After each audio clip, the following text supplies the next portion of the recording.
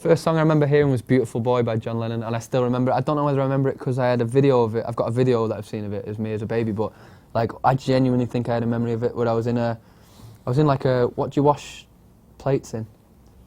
The bowl. A bowl?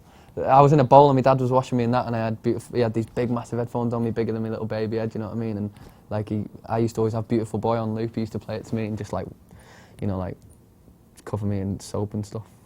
The first song I fell in love with was Wavelength by Van Morrison, but it was a live at Montreux in 1974. Like he comes out and like all his bands start playing and he just comes out having a smoke and like massive crescendo of noise, and then he just drops it with his hand and the whole band stop on his cue like that. And I used to watch this DVD every Christmas since when I was a kid with my dad, put it around the surround sound, and we just get to sit there and, you know, have a drink and watch Van Morrison. So that song was the first song I ever fell in love with. And it wasn't the first album I ever bought, but I stole A Grand Don't Come For Free off my cousin. Like, he used to always have it on his house. I stole it from him and like just never took it back, and that's my favourite album of all time, like ever. I love it, man. I listen to it every single day.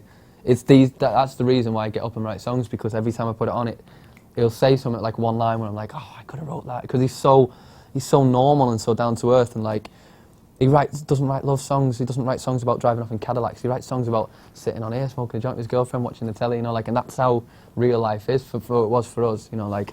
So yeah, that was my first album, really, the only album I really need.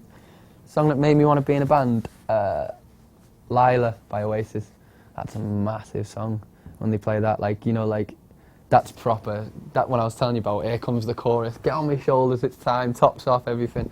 Lila, I love that song. There's a lyric in it that says, she's the queen of all I've seen. And I love songs about other people, you know, like love songs, like about girls and stuff, but in like in a heavy way. Like, that is I think that's one of the best lyrics of all time. She's the queen.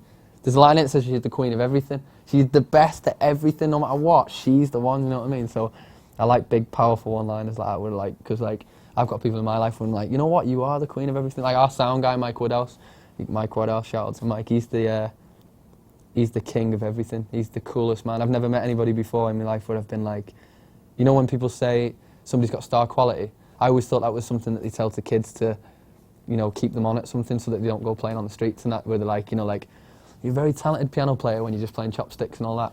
But he's the first person in my life I've ever seen where I've gone like, he's genuinely star, he's a star, and he, you know, even if it's mixing or just as a person. Someday by The Strokes, that's my jam. Whenever that comes on in a club, I've just got like, it's got one of them, it's just the right tempo for me. Like every shape I throw is spot on for the tempo of that song. Every beat I catch with the right kind of hip movement, you know what I mean? So I love that song. Song that I can't get out of my head at the moment.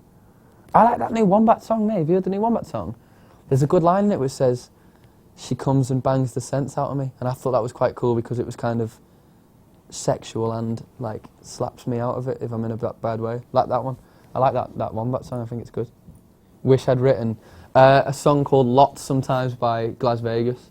It's like, I think it's on the second record, and it's like a 7-minute song of just him reeling off lines and lines and lines. It's like a poem, and it's just, at the end of it, it just says lots sometimes, like, you know, you got to hear it. It's just like 7 minutes. Literally, we play with him, and he's got to have the lyrics in front of him, you know, because it's just line, line, line with just lots sometimes at the end of it. But I think that's a good song. Like, I love, it just gets bigger and bigger. Song by The National called Graceless. I wish I'd wrote that. That's a good song. And I wish I'd wrote Lila, because I'd probably be my mum would have a jacuzzi by now if I'd wrote Lila, you know what I mean? So, there you go. Song that surprised Catfish fans to know I love. What I like Robbie's songs, Robbie Williams songs. I do. Like, if you heard You Know Me, have you heard that one? Since you went away, my heart breaks every day. Whoever writes his songs is good. So that one, You Know Me by Robbie Williams, I love it. There's a line in it. It's lyrics, mate. It's like one little line of lyrics. Like, there's a lyric in it that says, what does it say? Baby steps and 2 more sleeps till I get to say sorry. And it says something about drinking in it. It goes, and in the video he falls to his knees and he's like, baby, I'm drinking. And like my dad does that, you know, like when he's had a drink, he's like, yeah, I'm drunk, but tune. So that Robbie one, I like that one. He dressed up like a rabbit in the video though and starts doing cartwheels. That sent me a bit. But other than that, I like that song.